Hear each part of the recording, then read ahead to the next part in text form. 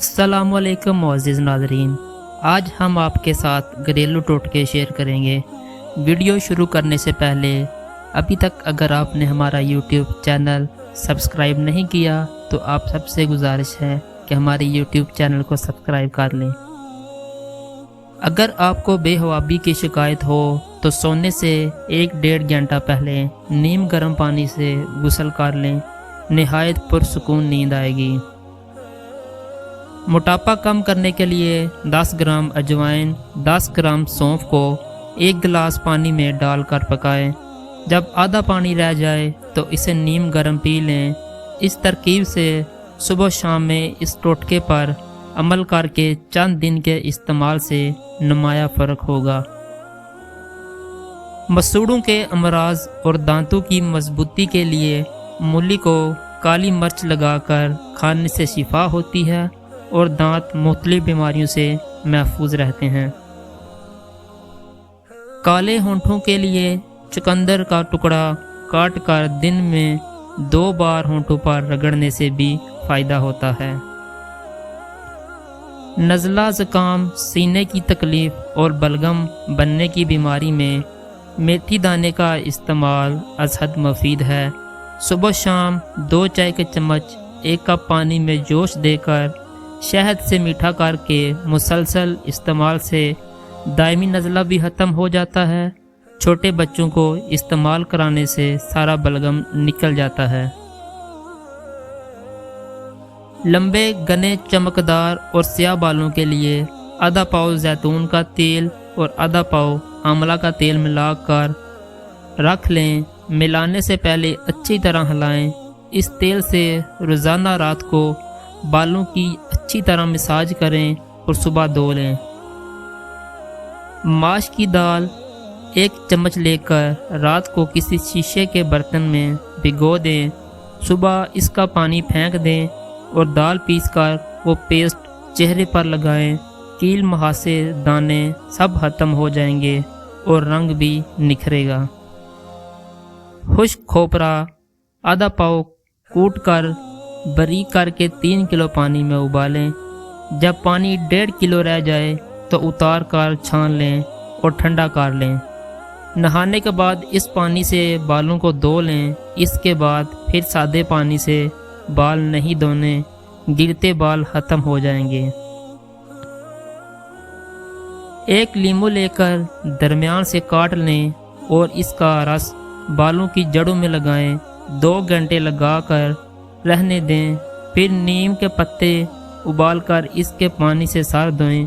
خیال رہے یہ پانی آنکھوں میں نہ جائے، اس سے جوموں کا مکمل خاتمہ بھی ہو جائے گا اور بالوں میں چمک بھی آئے گی۔ کوئی بھی چیز تلنے سے قبل اگر کڑائی ہی میں 2 سے 3 چمچ لیموں کا رس ڈال دیں تو تلی ہوئی چیز میں تیل کم جذب ہوگا۔ سوئچ بورڈ چمکانے کے لیے کسی نرم کپڑے پر نیل پالش ریموور لگا کر بورڈ صاف کریں۔ اگر سبزیاں ابالنے والے پانی میں لیموں کے چھلکے ڈال دیے جائیں تو سبزیوں کی رنگت خوشنما رہتی ہے۔ سالن میں غلطی سے زیادہ نمک ڈال جائے تو پریشان نہ ہوں، اس میں صرف 1 چھلا ہوا آلو ڈال دیں، وہ تمام اضافی نمک جذب کر لے گا۔ اگر آپ یہ تسلی کرنا چاہتے ہیں کہ انڈا خراب تو نہیں تو انڈے کو ٹھنڈے نمک ملے پانی میں ڈال دیں۔ اگر وہ تیرنے لگ جائے تو سمجھ جائے کہ انڈا خراب ہے، اور اگر ڈوب جائے تو سمجھ لیں کہ انڈا ٹھیک ہے۔ سر درد کے لیے 1 لیمو لیں اور اسے کاٹیں، پھر اس کو اپنی پیشانی پر ملیں، سر درد ٹھیک ہو جائے گا۔ اگر آپ مچھر کے کاٹنے کی وجہ سے تکلیف دہ خارش کا شکار ہیں تو اس جگہ پر تھوڑا سا صابن لگائیں، خارش فوراً غائب ہو جائے گی۔ اگر آپ کے گھر میں چیونٹیاں اور کاکروچ بہت زیادہ ہیں تو ان سے چھٹکارا حاصل کرنے کا آسان طریقہ یہ ہے کہ فرش پر چاک سے لکیر لگا دیں، پھر دیکھیں کیا ہوتا ہے۔ انڈے کو ابالنے سے پہلے اگر پانی میں تھوڑا سا نمک ملا لیں تو انڈے کا چھلکا پھٹتا نہیں۔ اگر آپ کا لوہے کا فرنیچر زنگ آلود ہو گیا ہے تو تارپین کے تیل کو کپڑے پر لگا کر اسے صاف کر لیں۔ لیدر کے فرنیچر پر سیاہی کے 7 دھبے لگ جائیں تو نیل پالش ریموور سے صاف کیے جا سکتے ہیں۔ اگر آپ کا چاندی کا زیور کالا ہو گیا ہے تو اس پر ٹوتھ پیسٹ لگا کر اچھی طرح ملیں۔ اگر لیمو کا زیادہ رس حاصل کرنا چاہتے ہیں تو اسے اوون میں ہلکا سا گرم کر لیں یا پھر گرم پانی میں کچھ دیر کے لیے رکھ دیں۔